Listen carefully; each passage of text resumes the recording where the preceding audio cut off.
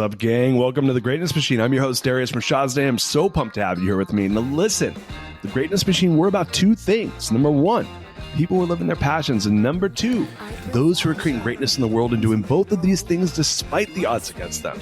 Each episode, we're going to feature interviews with game changers, business leaders, telling us their origin stories, what made them tick, what got them to where they are now.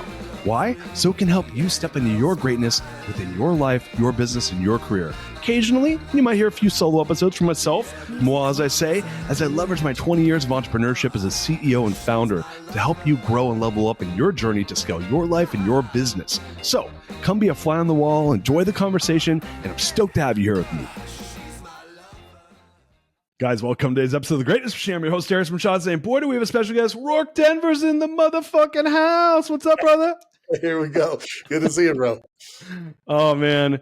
I don't think I've introed a show with an MFer in the title. Love it. Hey, I feel good about it. Dude, you know what it is? Today is a special day. I can't share because exactly why it's a special day, but I will share half of why it's a special day. Half of why it's a special day is because tomorrow's my birthday, and I always get fucking fired up before my birthday. So right on, I love it.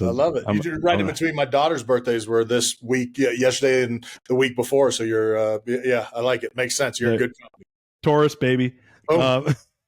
So you guys, Rorke and I, we go a little ways back. We met at GOT. I want to say like it was pre-COVID. So I want to say it was 2018, 2019. Well, let me ask you, did we saber bottles of champagne when you were there? Was that the year you were there? It feels like I remember that, but if you remember, I'm a teetotaler, so I don't drink, so it didn't stick in my mind. But you'd think taking a sword to something, I would definitely remember, but I don't remember if we do. Well, this will be easy. Was Rick Sapio the chair, or was it shit? Who the hell was it? I think so. Might have been someone else then. I'll remember. I'll remember who it was. I do think it was the year we sabered champagne. So I think it was, because as you say it, it's not something that's like sitting there like that's something I've never seen. Yeah, no, it was for sure that year. Anyway, we met at GOT, 6 years ago, and Rorke just blew my mind. You guys all know I love the Navy SEALs. I love the Navy SEAL story. I love the leadership, the grit. It's like it checks so many boxes. I'm jealous. I didn't even try, but I mean, it's just such a badass story, and your story is incredible. And you came and really blew my mind, and I was like, man, love it. And then I was just like, dude, you're on the list. Like, I don't know. Someday I'm going to come do something with this guy. So here we are, man. So pumped to have you here. We're leadership junkies here at the show and badass junkies, and you're both of those things. I'm going to give your formal bio. I kind of gave some of it already, but I want to give your formal bio so that the audience can get the formal Rorke. And then, man, we'd love to get into some of the origin story. I love to hear what got people into like getting it after it, going into buds, becoming a SEAL. So you guys, Rorke is a U.S. Navy SEAL commander, former U.S. Navy SEAL commander, best-selling author of the New York Times bestseller "Damn Few: Making the Modern SEAL Warrior and Worth Dying For," founder and CEO of Ever Onward, and we're going to be talking all things leadership and just badassery today. But man, Rorke, welcome to the show. I'd love it if you wouldn't mind, like here at the show, us Greatness Machiners, we'd love to hear about origin stories, man. How did you get to where you got to? Would love to hear a bit of the background. I'm sure you just didn't wake up one day when you were like 5 and you're like, I'm going to be a SEAL. Tell us a little bit about that. No, quite late. Military was not something that was in my mind until almost all the way through college. We have a lot of military in our family over generations, which is very typical. It's almost in my second book I wrote about how military has almost become a family business. The number of people that serve generationally compared to those that don't have it in their family is amazing. So when someone jumps in that doesn't have it, it's pretty cool because you feel like, all right, we got them, and now that bloodline maybe carries on. But no, I grew up in the Bay Area, California, right in the heart of Silicon Valley before it was Silicon Valley. It was a normal place to grow up with apricot orchards and like just a normal part of the country. You didn't realize people were, starting the tech world and the boom that would go on and the nuclear level of now real estate and trying to survive in that valley. But just always very intellectually curious and super, super athletic. So I love to read. I love to think. I love to learn. My dad's a brilliant guy. My brother's a brilliant guy, and we're always sharing books and that was where I think education mostly came from. I did not enjoy school. The four walls of a classroom were not a comfortable place where I found my grounding. I'm sure, there's probably a diagnosis now that everybody suffers from, but it was just like, look, I want to be outside playing rough and getting in adventures, but I love to read. So that those two things of being an athlete and reading really have come together with a lot of pretty powerful kind of combinations of things that I apply to the things I do. But sports is what's really got me to the next level of kind of academics. I got recruited to play lacrosse back at Syracuse University, which is still a powerhouse. When I was there, was truly the tip of the mountain. I mean, it was us and two other teams that were always in the fight. Got to win a couple national championships there. Captain, was an All-American my senior year, and really jumped in the deep end of the pool. I think in many ways had almost no business going there. I was the first person to come from the West to go East. But I love suffering and I love struggling. And I'd rather take too big a bite than not take a bite, So yeah, baby. I'd rather be there than at a place where I'm not making an immediate impact. And it was a good thing because I played for a great coach and an amazing program. And then the fall of my senior year, I'm a fine arts major, which is obviously the path to being a, lethal combat operator on the battlefield. But I had no idea what I wanted to do. And my dad sent me a copy of an autobiography that Winston Churchill wrote much later in his life. So he wrote it late in life, but it captured about his first 30 years. Something about that book was like a spark. It really was like, hey, I think military service is going to be the right place for me to start. Cut my teeth, kind of earn my seat at the table. And then I just did a bunch of research on the different, units out there. There was almost nothing about the SEALs back then. Now you can't swing a dead cat, me included, and hit somebody that hasn't wrote a book about SEALs. But then it was very hard to access. And I found some little book that had vignettes about the Green Berets and Rangers and Delta and these top tier forces. And there's one paragraph about the SEALs. And all I saw was 75 to 80% of the people that show up don't make it. And at the highest attrition rate. I was like, there we go. And little did I know how perfect that was, though, personality wise, as a military unit. I think if I joined many others, Marines, all these different groups that I respect deeply, I would have been fine. I wouldn't know anything different. The creativity, the camaraderie, the devious nature, the flat level of the way our guys treat each other and kind of work together was the right environment to me. It's more artistic than it is linear and by the book. And so, I jumped in, right after college and got a 20-year career, all of which was just a couple before 9/11 happened. And then we just hunted bad guys for about 12 years, or I did. And then, that it continued on. But, and then I finished the job running basic and advanced training. So the base guys coming through and then the advanced training that gets guys ready for the battlefield, and it made for quite a time and quite a spectrum of learning and leadership acquisition and concepts that most people don't have access to. Man, that's insane. So I want to take a step back. So where in the Bay did you grow up? Where did you go to high school? I grew up in Los Altos, which now sounds so hoity-toity to say, but Los Altos Hills was where the rich kids were when I was there, and we were just more, middle of the road now. But I mean, you can't buy a square acre of dirt in Los Altos for under $1 million. Oh yeah, did you go to Los Altos High? Los Altos High, yeah, yep. What year did you graduate? I graduated in 92. Was there a guy there named Aaron Katz? Do you remember that name?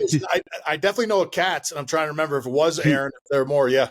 Yeah, he did. He was a little bit younger than you, but yeah, he went to Los Altos. Anyway, I went to UC Davis for a couple years. I saw it was interesting to see that you were a D1 athlete. I was a D1 athlete too, and so. Yeah. So you grew up in the Bay, and you go. I mean, obviously, did you decide to go to Syracuse because you're like, dude, I'm just they have a great lacrosse program, or was it like? It was interesting in the way in the way it kind of came to be. That they're not. There's no way I can say it was totally disassociated. But my grandfather, my mom, and my dad all went to Syracuse. Interesting. So my dad's a Brooklyn kid. My mom grew up in Syracuse, and they both met there. Then they came west. My dad went to law school. My mom was a PE teacher and then a therapist. And so my brother and I grew up on the West Coast. But, your dad's team's kind of your team, right? So, I mean, the great basketball teams with Ronnie Cycli and Pearl Washington, all those, fun Big East teams when I was a kid, I got to watch. And so you kind of adopted that a little bit. But I actually, having grown up in California, was getting recruited by big schools to play water polo out there. So I thought I was going to stay in a pool and compete out there. I was getting recruited by big schools to play out there. And then I picked up lacrosse. I didn't even touch a stick till my sophomore year of high school. So I started very late. But I was big and fast and a good athlete, and I knew the game, and I just picked it up, very, very quickly. I went back to a camp at Syracuse, having no idea this is how people got recruited. I went back there thinking, look, I'm going to learn a couple tricks. They're going to hand me my ass, and I'm going to go back to California and really screw with them. And the coach at the end of the week was like, "You're from where?" And I was like, "Bay Area, California." He's like, "Man, you might be behind a couple of recruits, but I'm not asking you to come try. We want to recruit you. We'd like you to come play here." And the rest was history. Unbelievable. That's crazy. Was it no Syracuse's private school? Was it club or was it like scholarship program there? Well, Syracuse D1 scholarship program, and probably I think they're still the winningest team in the history of the sport. Up there. It's funny, because lacrosse at public, like at the UC system, a lot of and this is true of like I played rugby in college too, and a lot of those sports, like the UCs will you still is D1, but they just make it club because the school won't pay for it because of Title IX. So that's interesting. So you said something though that because it's funny when you're talking, I was like, oh, lacrosse into like buds, like you must have got crushed in the pool, and then you're like, but then you just said kind of the magic there. So you were a big water polo player. Yeah. The water part was not hard for me. Anybody that played that sport got the buds. It was like, come on now, we've already played this game. It's interesting because I used to I was never a pool person, but I had friends that played water polo, and then I had some friends that played D1 water polo. And you start to watch, you're like, dude, you're like sitting there basically treading water and fighting with people with your hands, in the pool. So was it like, was it weird to transition from that and to not do that when you were playing lacrosse, or were you like still kind of a pool guy? I feel like lacrosse was just kind of the shiny new toy. And it was just a game that like, I'm super combative and look, water polo is a combative sport. You're like, you wear two suits under the water line because one's getting ripped off probably in the game because you're going so hard. And so it's combative, but not like, doing assault with a titanium stick and run up and down, be able to knock people on their ass. So, for me, there was something about that game. And then I think realistically, the coach that recruited me would have been like if you were in basketball getting recruited by Coach K or football getting recruited by Saban. Like for real, one of the absolute undeniable legends of the sport. His dad coached before him. I played for him. All-time Hall of Famer. I mean, a legend in the sport. Wow. And I got him at the end of his career. And the thing that was great about him, which you'll appreciate and your audience would appreciate more than him coaching lacrosse, is he was he was an artist and a thinker and a speaker and a motivator. And I said this at a award ceremony a couple years ago. I don't remember him teaching us a thing about the game of lacrosse. I don't remember him talking about a play. I don't remember him talking about a game. He would talk about the Spartans or some obscure piece of music, and that the rhythm of that would be something we could apply to the way we move on the field. And we'd go to play, Penn, and we'd go to the Philadelphia Museum of Art as opposed to going to, something else. It was just a magic person to play for him. I saw him about 2 months ago. I think he's just about 90, and sat with him about 5 hours, just catching up, talking stories. And it was a special, special day, man. Yeah. So that's probably attracted me as much as anything, to be honest, to play for him. So it's interesting, like the combination of like leader, like thinker, and sport, right? And I went to this. You ever been to? Gosh, it's in Esalen down in Big Sur. You know what I'm talking about? Yeah, I know what you're talking about, but I haven't spent a lot of time. It's kind of a hippie place, but I went there and I did this future of masculinity conference, or like the workshop, which sounds a little off, and it was, but it was awesome too. Totally. But a guy I love who's down in Nathaniel Jockin, former guest on the show, love him to death. He's like a Buddhist freaking warrior, right? And this guy's like, he's like, hey, Socrates, before his students would learn, they would wrestling, right? So we're in a fucking yurt in Big Sur, and a lot of these dudes, you will appreciate this, we're not athletes and we're not warriors. And dude, before we sat down and learned, we all started grappling. Now, me being a former Division I wrestler was extremely happy and in my comfort zone. That helped. Yeah. None of them were, and I'm like, I was just picking on him. But but I love that, man. Like so, it sounds like you had a great teacher. It sounds like you had a great leader. Yeah. And like, what if you think back? Like, what was the number one lesson around leadership that you think you picked up from him? He had a couple lines that I remember hugely. He talked a lot about having a disdain for mediocrity, which I'm just like, what an amazing way to look at it. It wasn't like, I want you to be great, which I think there's utility in thinking of greatness and pushing towards greatness. But I think he's like, I really want you to dislike not being great. Like I recruited you because you're a great player. Every person here is an All-American or the best player, probably from their region, their state, what have you. I want you to hate just being regular or average. Yeah. So I just, there's something about the way that frame that I always love it. And then, he just had a charismatic way about talking about everything. He said, if we won a game, we'd celebrate. If we lost, we'd party. And it was just like, he just had this amazing way of kind of framing everything and telling these, incredible stories. Be unpredictable. We told a whole story that lasted 15 minutes. Everybody thought he'd lost the bubble, like right before a championship game. We're like, dude, he's definitely gone off the deep end now. And then it had this amazing turnaround punchline that had nothing to do with anything. It's basically a joke. And then he's like, be unpredictable. Get out there and be unpredictable. And we played a game in a very different way. We played with a lot of, kind of art as opposed to science. And it just was, it was a special thing to be around, man. Very, very That's special. Amazing. Yeah. About Socrates, the Stoics, the same, a lot of the Greeks. You think of the samurai and all the principles that are born out of Bushido and those things. Those guys took as seriously the way a sword cuts through a target and the way a line of calligraphy or putting together a piece of tea, cooking or steeping tea. That's the good stuff, man. And I think a lot of people don't realize how much and how important the physical is. I mean, I think you could probably be a completely out of shape, dumpy leader, but you won't be the same as the fit, capable, strong, ready to fight leader. Yeah, it's so funny. We were talking about Larry Ashby before the show, and Larry and I were talking about this, and one thing he says is that, if you are of sound mind, then you need to be of sound body. Like your body is a representation of the state of your mind, So I think you kind of are nailing that.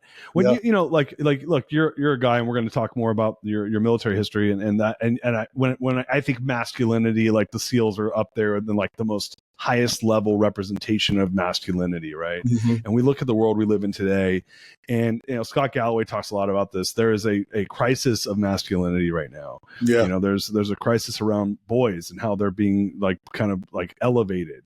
When you start to think around leadership, you look at like this crisis around how men are being brought up, boys are being brought up. You're a guy that grew up in the 90s in high school.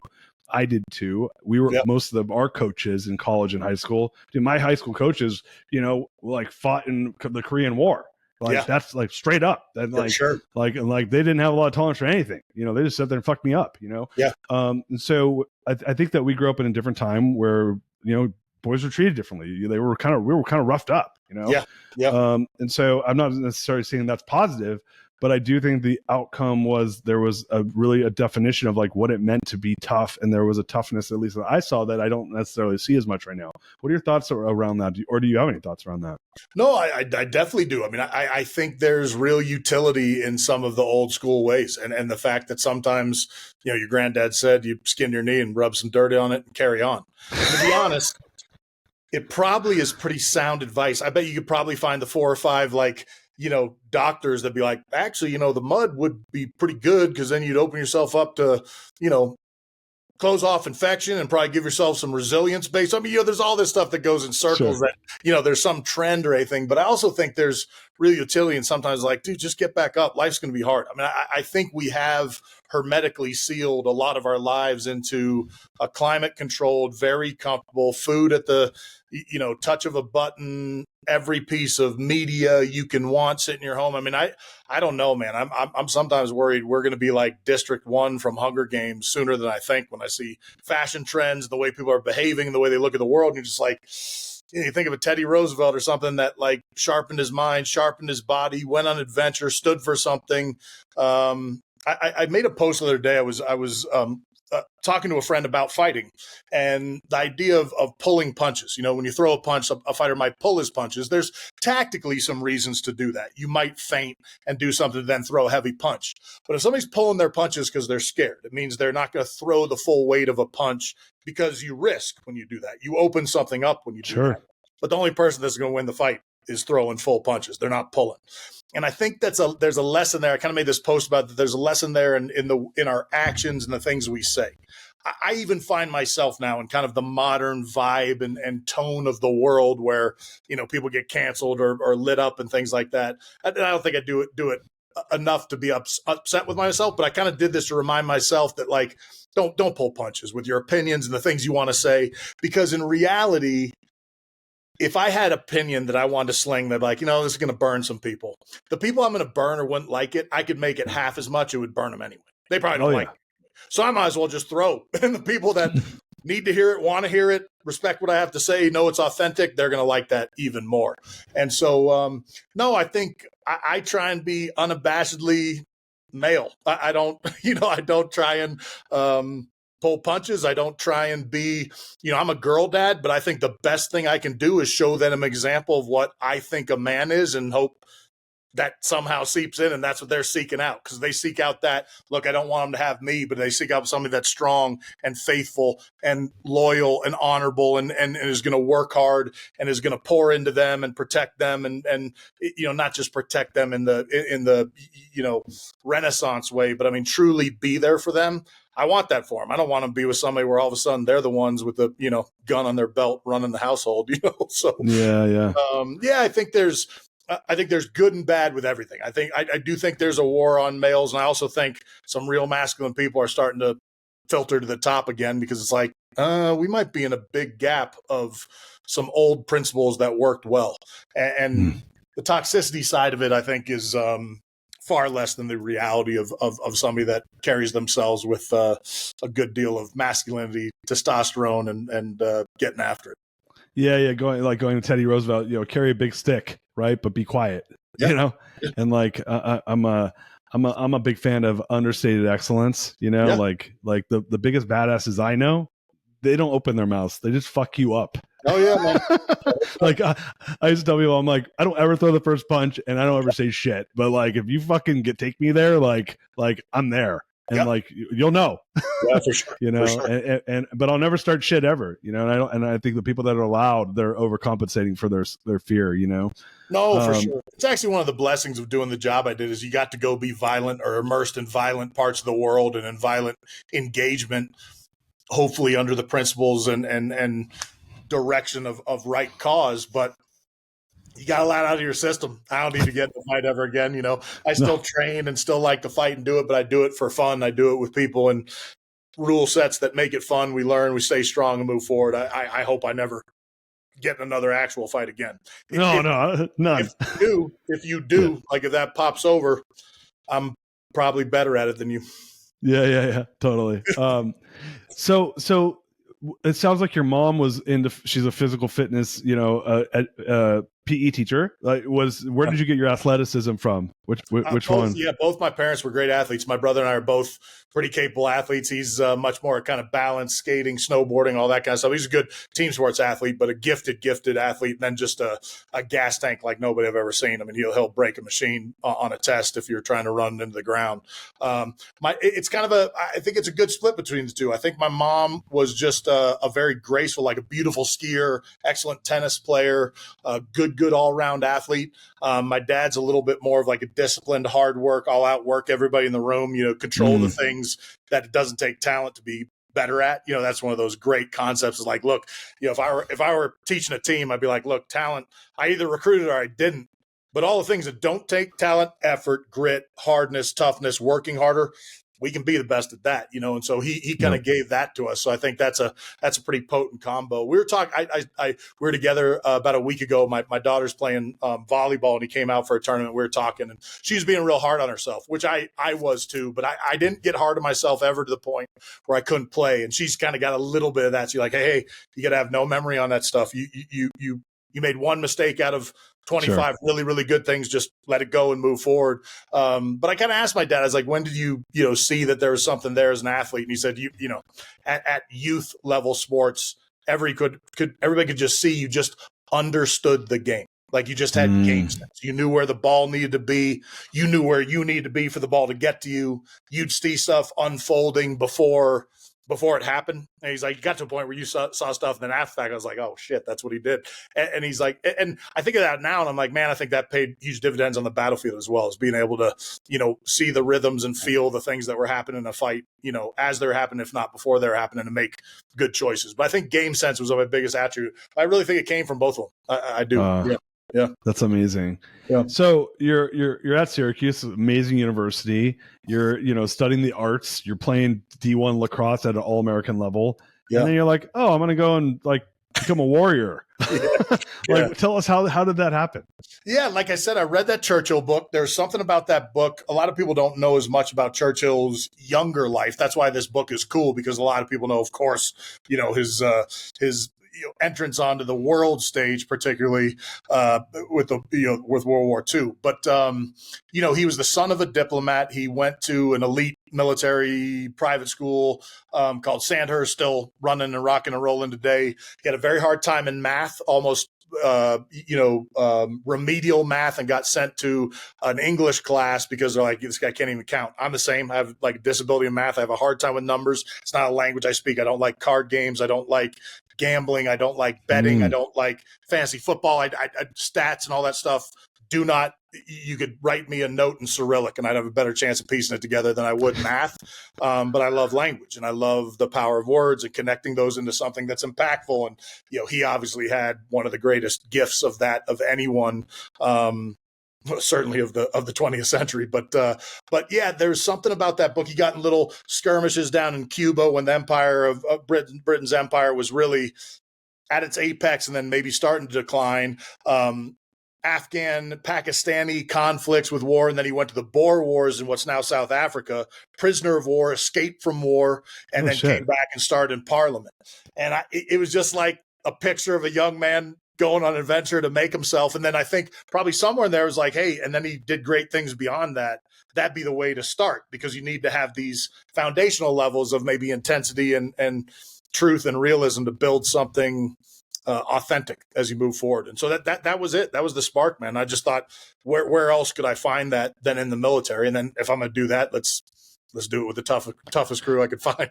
So when you went in, did you do like OCS direct in the Navy, the Navy with the intention of becoming a Navy SEAL? Was that like before you enlisted? Yeah, not only the intention, but a signed contract. So in that era, you would compete for a spot, both to be an officer and go to a specific designator. So you could compete to be a pilot, you compete to be a ship driver, submariner, SEAL.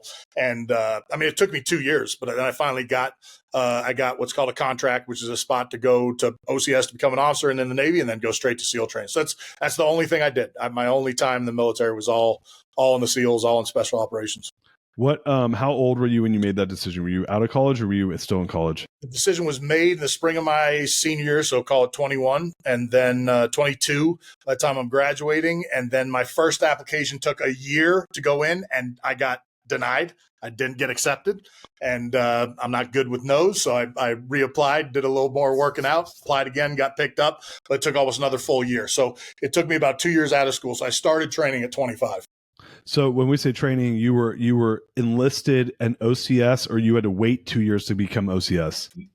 So I left college. I had 2 years of civilian life. And then once I got my acceptance letter to go, then yes, you are technically made an enlisted person, not in the Navy, but just for clerical reasons. You go to officer school, become an ensign in 01 in the military, and went straight to buds from there. All right. So you're what, 22, 23, 24 years old, and you went straight to buds after OCS? Yeah.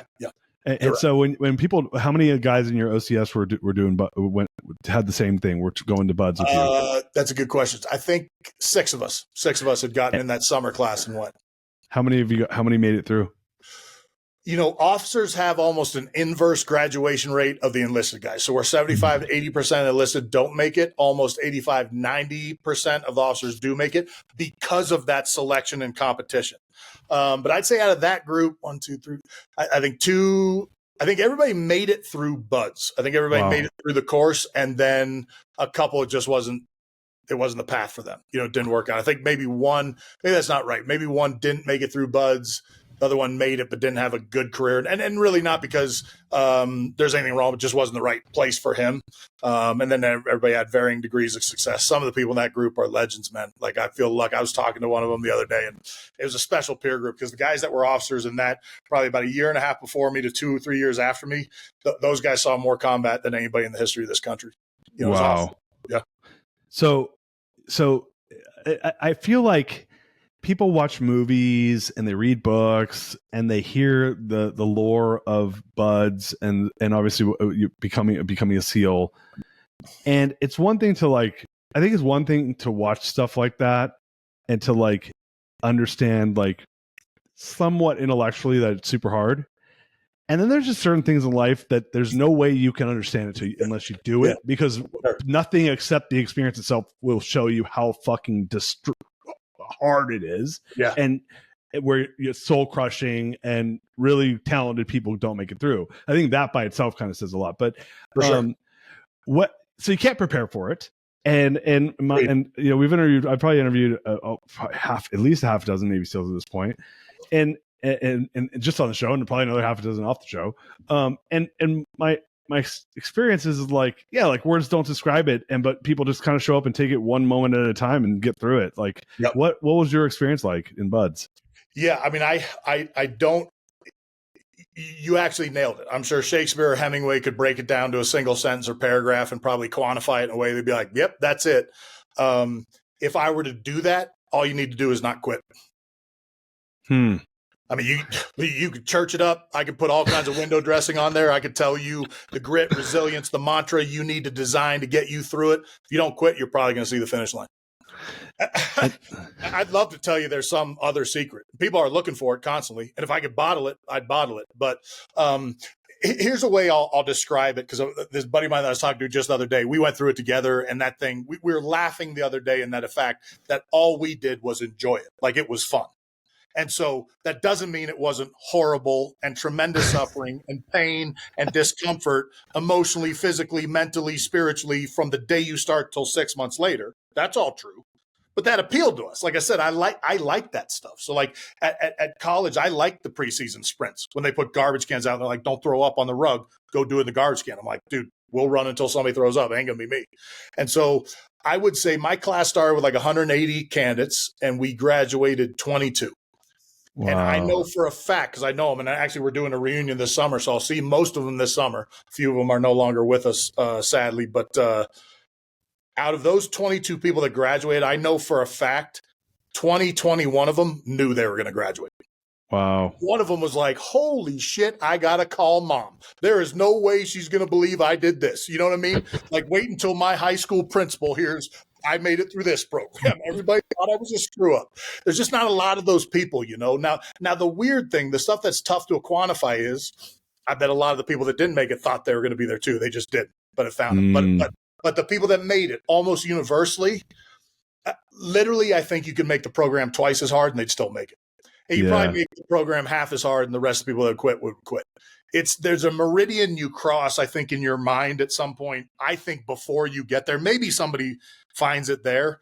That's like, I'm walking through this door and I'm walking out with a trident on my chest, or I'm not walking out. I'm burning the boats like Cortez. Like, I'm going forward. There is no going back. And that was just my mindset. I know a lot of the guys that did well with me, that was their mindset. It's just, we're going to win. Let's go fight it out. I enjoyed it, to be honest. I'm not kidding. It was like, I'm in the spot where, Spartans train. Let's go. Was there ever even one moment where you're like, dude, I actually don't know if I'm going to make this? I kid you not. And I say this not in jest because it's true, but it's almost silly to say it. Remember I told you I have a hard time in math? Yeah. When I got into dive phase, for your past Hell Week, the underwater test is absolutely it can't be described how scary the week of underwater tests when they try and basically drown you and murder you that week. I crushed it. I finished everything, no problem, crushed it. First time on the hardest test, out of there, done. You had to take a dive physics test, which had some very simple math. I mean, literally bottom time, quantified against pressure to then see how long your body could deal with those. I was like, I'm going to fail this math test. The reason I'm not going to be a SEAL is because I'm going to fail this effing math test. No. And dude, I kid you not. I think I might have failed it because I think I did fail it. My buddy that I was just talking to the other day, who's like a mathematician, he's trying to explain to me 24 hours ago I could take the test again the next day. He's trying to explain to me. I'm like, dude, I know I'm a smart person. We were just talking about, Epictetus and the Iliad and, all these things that live inside me. And I could pull easily from the hip and I can't figure out basic math. And I retook it that second day. And there was a senior chief, a SEAL, one of the instructors that really liked me. He saw how I dealt with a leadership issue with one of our younger guys and kind of handled it well. And I think he might have just passed my test even if I didn't pass it. Because he's like, oh shit, this guy's going to be fine. I'm not kidding. I that might be true.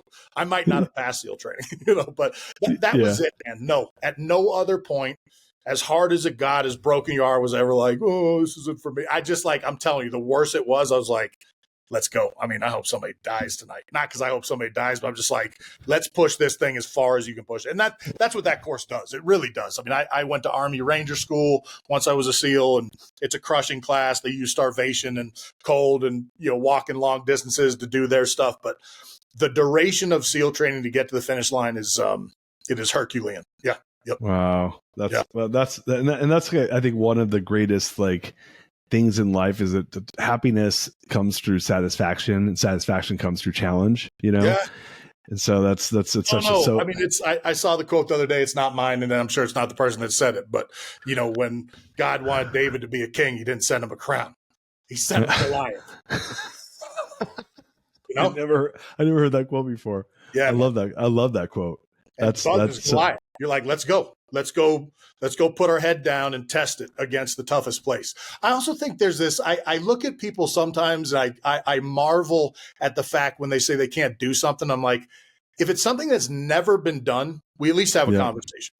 You say, sure. Look, the 4-minute mile or whatever, it hasn't been done. Until it's done, we got a conversation. But I'm like, SEAL training, thousands of people have done this. You think what one man can do, another can do.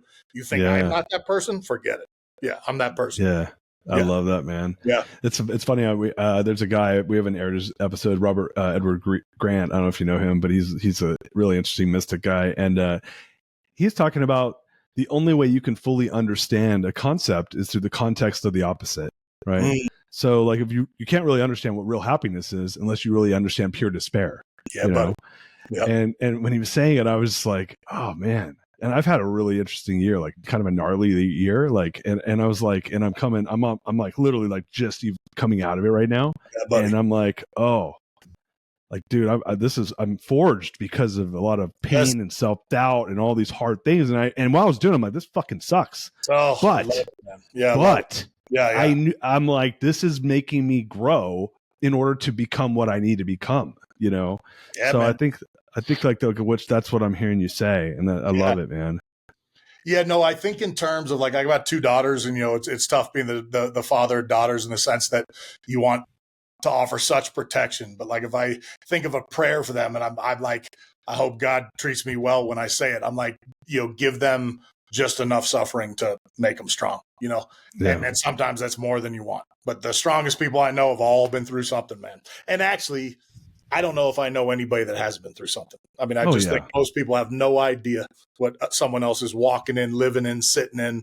I've really become aware of that reason. I mean, I'm 51. I think I'm just now realizing, I'm like, man, that guy was off today. Dude, who knows what is on his shoulders, So it's, you got to have grace, man. I try and give people a lot of grace now. Yeah. I love that, man. Yeah. So you were 28 years old when 9/11 happened then? And is that around the time? 27?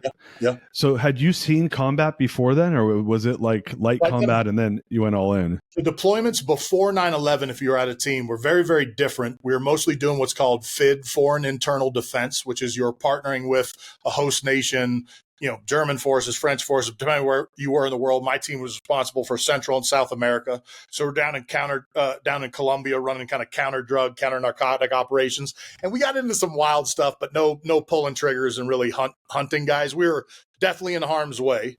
So you were sort of building a level of competence. I mean, look, 28, in the end, you're still kind of a baby. I don't care what you say. Like, your new job, you're down in another country with the potential to embarrass a nation and create an international incident if you do something wrong.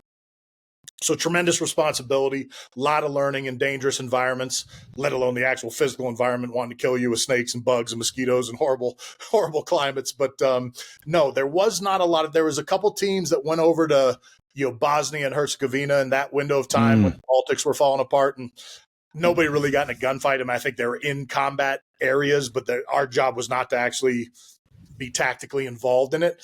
But it did feel like you built up some good, muscle memory, the ability to deploy, how you send information, how you kind of carry yourself in non-permissive environments. And then the wheels came off, and it got very real. When you start thinking back to that time, and this is kind of goes back to the conversation we had before around this context around like experience and reality. What was it like for your first real firefight? How did you feel? Were you like, I'm highly trained, I'm scared out of my mind, but I'm just fucking doing it? Like, I'd love to hear your thoughts. Yeah, no, I mean, I say this with utter humility and actually appreciation for the training. I don't remember a lot of fear on the battlefield. It's just not something I experienced. I also am not a super high and low person when it comes to kind of emotional regulation. Like, I don't need to listen to Pantera or Megadeth like to go into a game.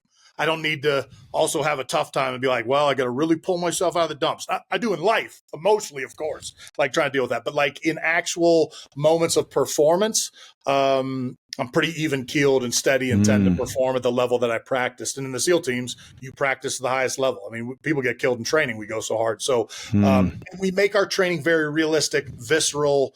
And when you're practicing combat shooting, you're not shooting at a circle target. You're shooting at a bad guy with a gun on a piece of paper.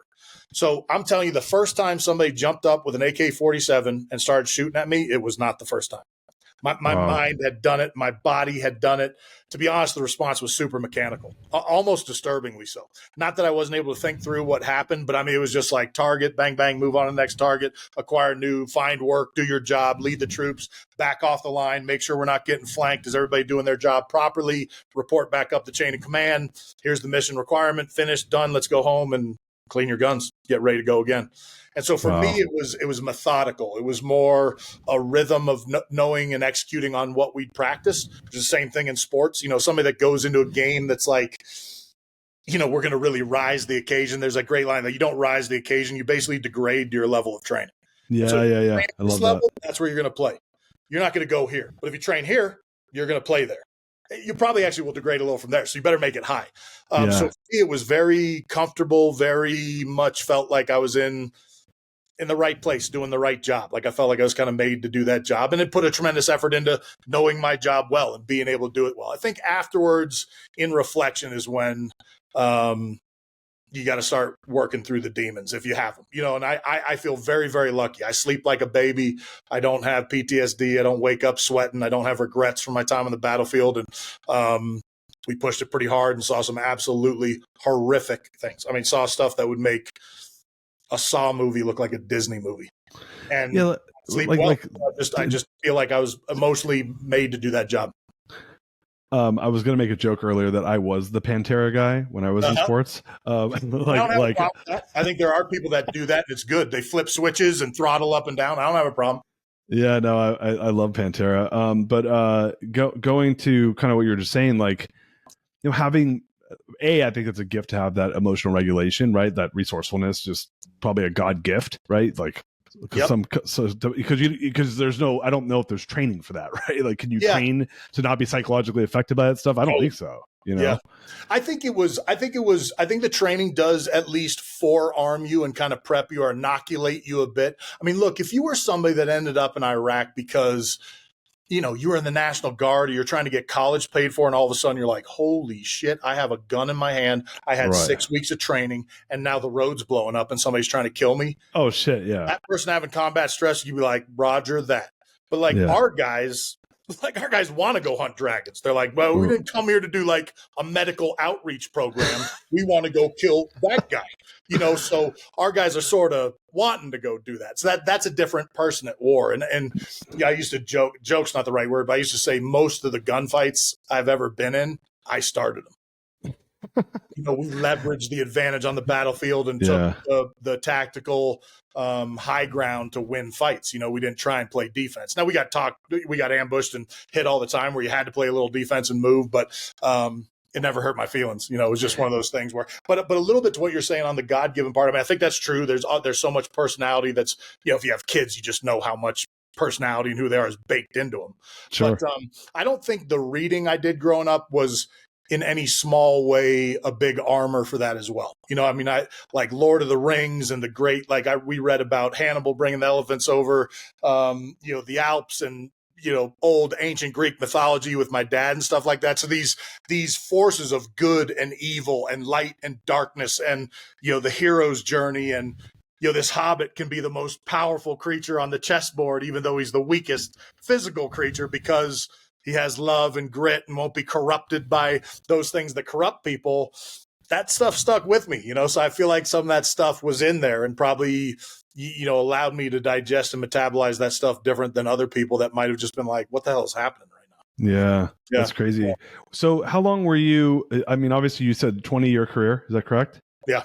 How much of that career was in battle and how much of it was because you were a trainer, is that correct? I'd say about 12 years, or call it a solid decade at war. It's in varying degrees. I mean, I had some deployments that, all of them had some component of violence. Some had nothing but violence for 7 months. So a little bit of both. East, West Africa, Iraq, Afghanistan. A little bit of everything. But I'd say about a decade of getting after it, which, like I said, you think of all the wars that this country's fought. And look, there's buddy of mine that did go on to our elite teams that went over there 17 times, 18 times. That's crazy. 2 decades of absolutely the most aggressive, as hard as you can push combat anybody can find. I mean, there will be books and memoirs and stories and movies made 10, 15, 20 years ago that are going to be like, you got to be kidding me. Like what people do. The one right now, Ray Mendoza is a buddy of mine that was in that movie Act of Valor that was all SEALs that I did when I was leaving the SEAL teams. He's got one out now. He wrote a movie or directed one called War, and it's about a singular mission in Iraq. And it was funny. I was sitting in a movie theater with my mom 2 weeks ago, and a preview came up, and I just saw the guy sitting in this grungy-looking Iraqi home, obviously on the second deck in their gear, and I was like, oh, dude, this is Iraq 2006. The next line on the screen was Iraq 2006. My mom was like, how'd you know that? I was like, I was in that room. Like that was my deployment. Like he did it. I haven't seen it yet. You go watch that movie, you're going to know what a day in the life or a combat engagement was like in that window of time. It was otherworldly. Have you, when you see I don't know if you ever watch shows like Lioness or any of these, there's a lot of stuff out there on special forces. Yeah. How much of it do you feel like is pretty accurate? And how much of it's pretty tough to do? I mean, there's just, look, I like John Wick and, told me the best war movie you've ever seen, Tropic Thunder, of course. Because it's impossible to get the real thing done. I think that one that Ray's making, I'm saying this sight unseen, but I just saw the preview. That will give you a really good sense of it because I know he's going to show people tripping and falling and making mistakes and getting killed and doing everything right and getting killed and being super confused about where this is happening and what we need to do next and being scared and screwed up and all the things that go along with that. No, it's very hard to capture. It's very hard to capture it accurately. I would imagine Saving Private Ryan is what it was like on Omaha Beach. That definitely looked like what it was probably felt like. But it's super hard to do. It's super hard to do. What, so when you this is a question, I don't know if you know the answer for it, but do you know what the survival rate is for SEAL? I don't. It's a good question. I would say exceptionally high in the sense that we do radical things. But I think if you look at the numbers of our combat, KIA, over 20 years of sustained, being in every mission set, not just us, Delta, Rangers, sure, all those guys doing the same, but just astonishing levels, lack of loss based on what we did. Right. I mean, and if you took 3 or 4 helicopter crashes out of the mix, that accounts for probably 60 guys. I don't know how many we have fallen in this. Let's say it's 100, I don't know, 120, 140 guys, something like that over the total global war of terror. I mean, you take 60 out of that of helicopter crashes. Wow. Those planes just don't crash. Our numbers are impossible to believe. So let's say it's 80 to 100. How many at any given time do you think how many SEALs are there out in the field at any given time over in a given year, would you assume? Oh yeah. It's hard to say, and my finger's not on the pulse. Like when I was going, an entire team basically deployed at a time. That's kind of, call it 180 guys ish that are going to the battlefield. All of them are going to be at battlefield for about 6-7 months each. There's 2 other 3 teams are doing. Like if you told me to just take a wild ass guess, I'd say 200-300 guys are kind of in the combat theater at any given time. Probably surges to more and probably goes to much less depending on what's happening in the world. That's insane, man. And, well, yeah. And it was funny. I was thinking about it as you're talking, and I'm like, I wonder if you're like, you think the United States military spends about what right now $800 billion a year, which is an insane number, right? Yeah. And you look like number 2, and it's like way lower. And I think you do like the next 9 combined, and we're ahead. Of course. Yeah. And I'm like, I can't imagine being on the other side of the battlefield and like, dude, like you're gonna get like slaughtered. Right? Like it's so lopsided. You know what I mean? It is. And yet we haven't basically pacified any of the places we've gone ever.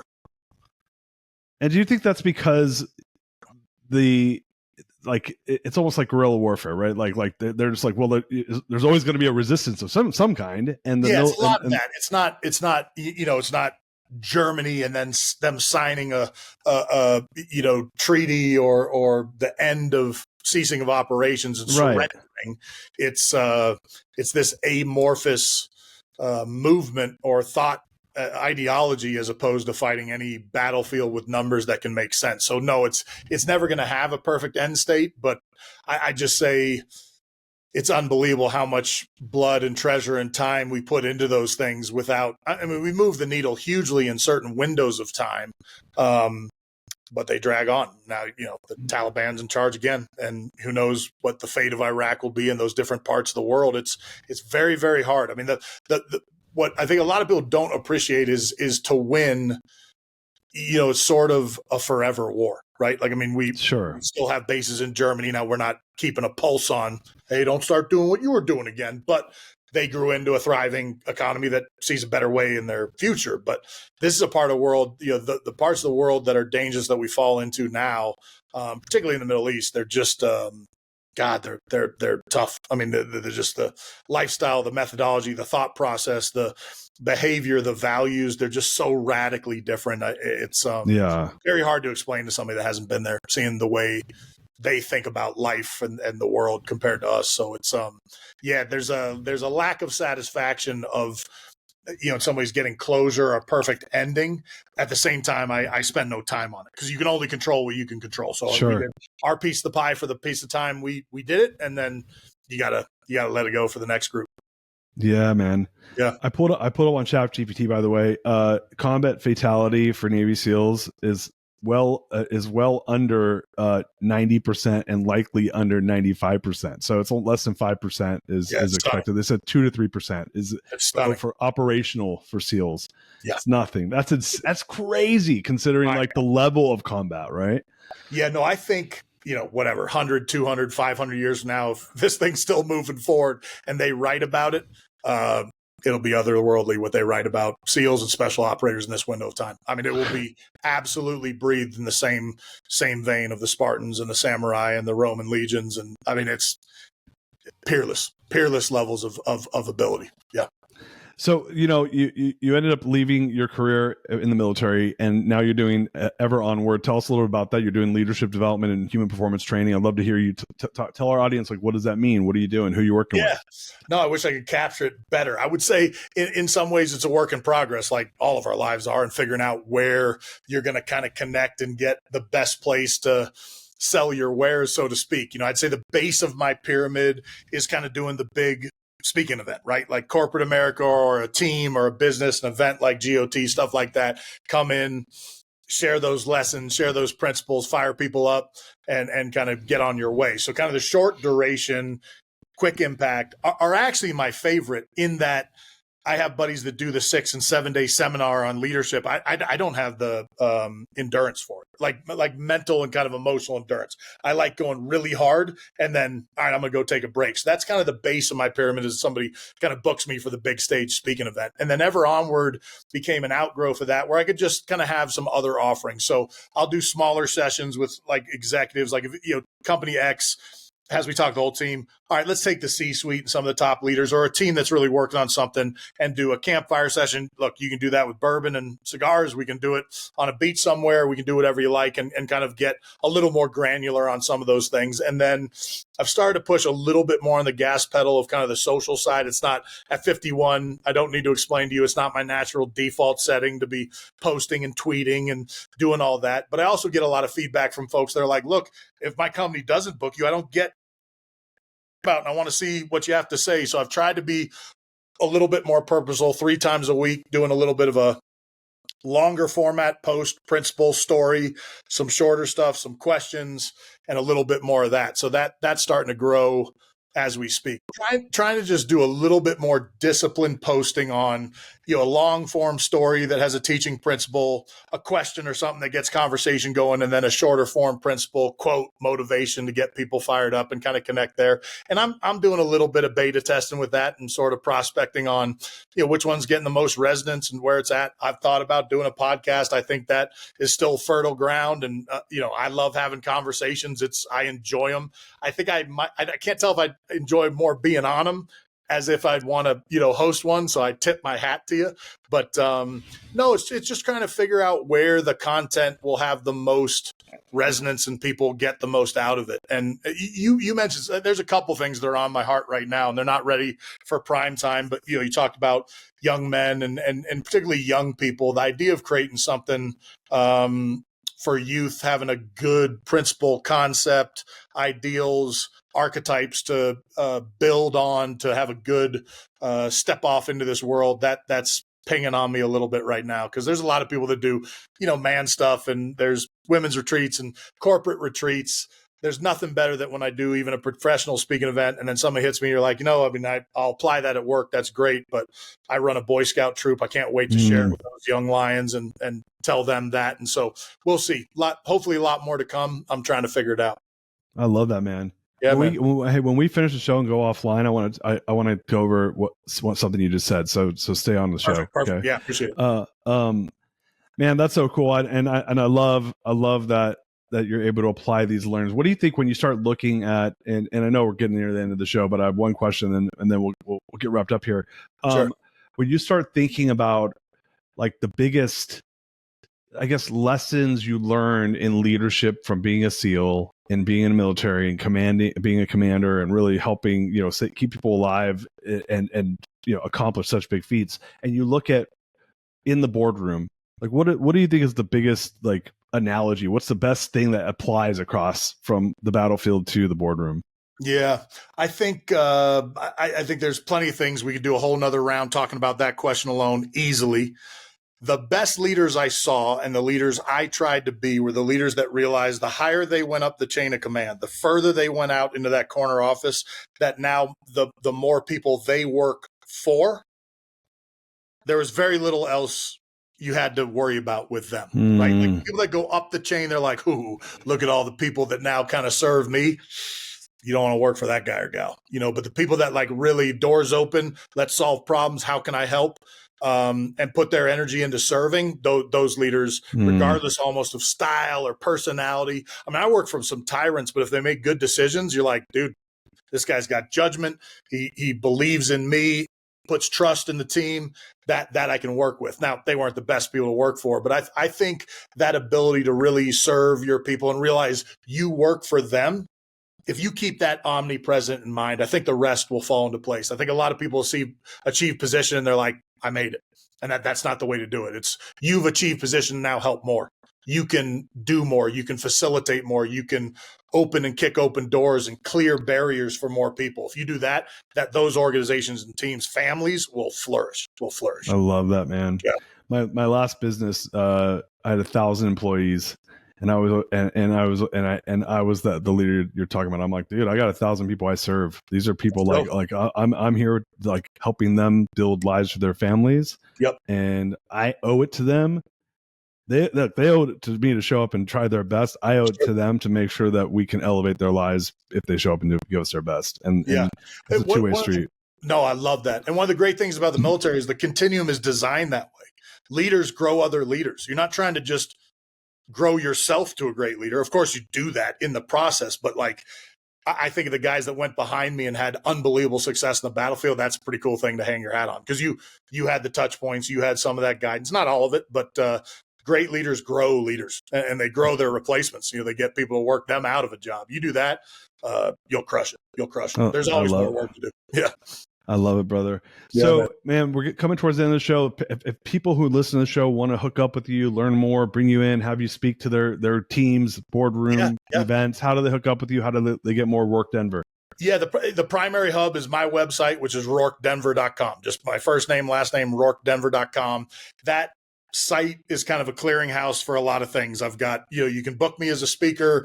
You can reach out for curated events. You can send any question there. I'll either be on it or my team's on it. Gets me all the good stuff really quickly. That's kind of the single point to find me. But on the different social sites, YouTube and Instagram, all that stuff, I'm trying to be more disciplined about doing more postings to find it.